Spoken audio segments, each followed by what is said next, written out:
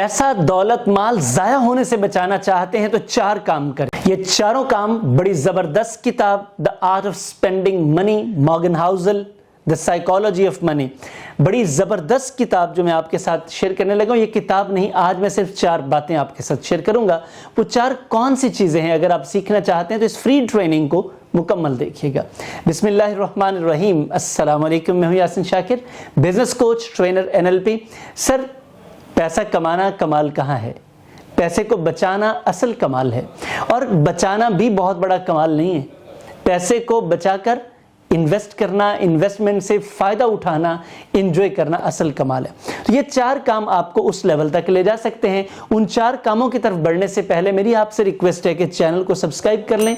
Subscribe कर लिए है तो लाइक, कमेंट एंड शेयर ज़रूर कीजिएगा। मैं आपको गारंटी करता हूँ कि ये फैसला आपके बिजनेस की और आपकी तकदीर बदल देगा। नंबर 1, दौलत में इजाफे के लिए बचत करना काफ़ी नहीं है।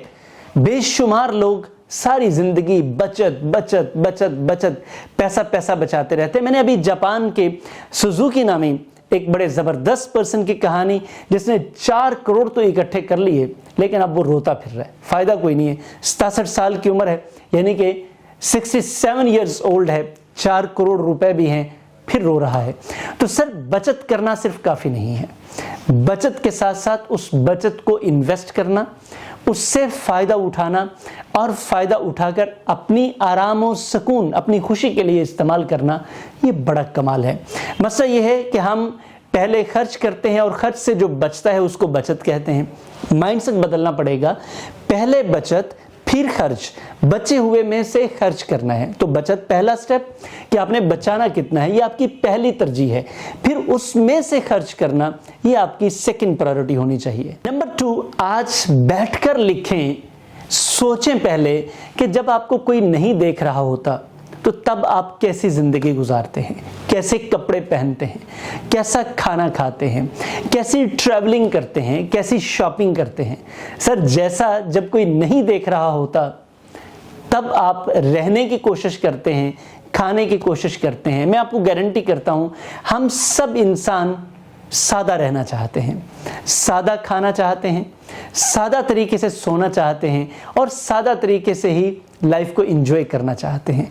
ये जो जितनी भी पॉप एंड शो हम करते हैं, ये सारी की सारी शो एंड पॉम्प जितना भी है हमारा ऑस्टेंटेशियसनेस है।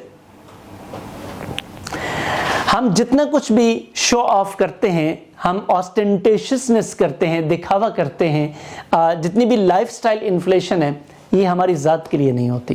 ये हम सिर्फ लोगों को दिखाने के लिए, लोगों को इम्प्रेस करने के लिए, अपने आप को बड़ा दिखाने के लिए करते हैं, जबकि ऐसा हो भी नहीं पाता। मज़े की बात यह है, और जिसकी वजह से बाद में हमें डिप्रेस होना पड़ता है, मसाइल का सामना करना पड़ता है, क्योंकि जो ऑब्जेक्टिव हमारा होता है हम वो भी अचीव नहीं कर पाते, पैसा भी खर्च हो जाता है, और हद से ज़्यादा खर्च हो जाता है। इसलिए आज डिसाइड कर लें कि आप तन्हाई में कैसे होते हैं, कैसा खाते हैं जब कोई नहीं देख रहा होता, कैसा पहनते हैं जब कोई नहीं देख रहा होता।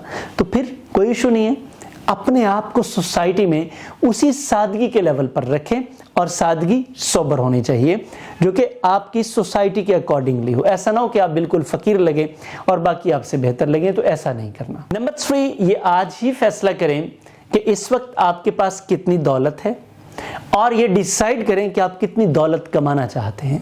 क्योंकि बेशुमार लोग ऐसे हैं, वो जब एक लेवल अचीव करते हैं तो उनको दूसरे की पड़ जाती है, फिर तीसरे की, फिर चौथे की।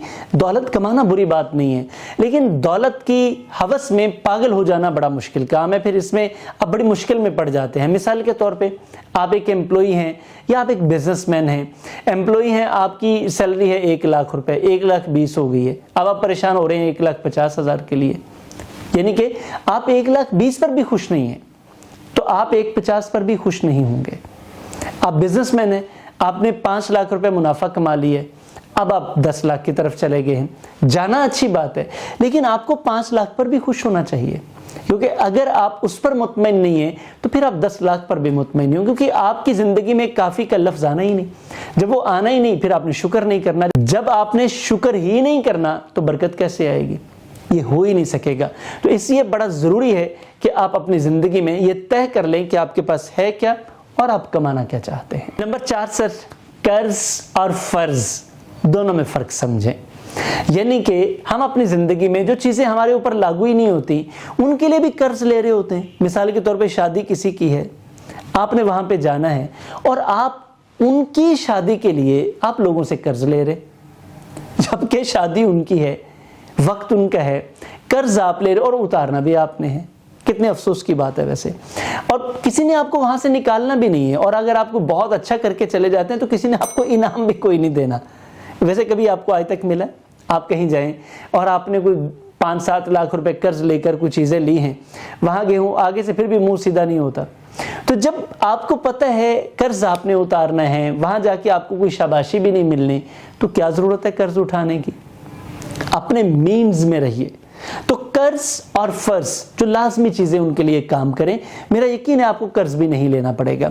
ये 4 चीजें आपको कैसी लगी, 4 टिप्स आपको मॉर्गन हाउसल की कैसी लगी, आप इस बारे में कमेंट बॉक्स में बताएंगे। पसंद आ गई है तो लाइक एंड शेयर करेंगे। चैनल सब्सक्राइब कर लिया है तो मैं आपको गारंटी करता हूं कि ये फैसला आपकी और आपके बिजनेस की तकदीर बदल कर रख देगा।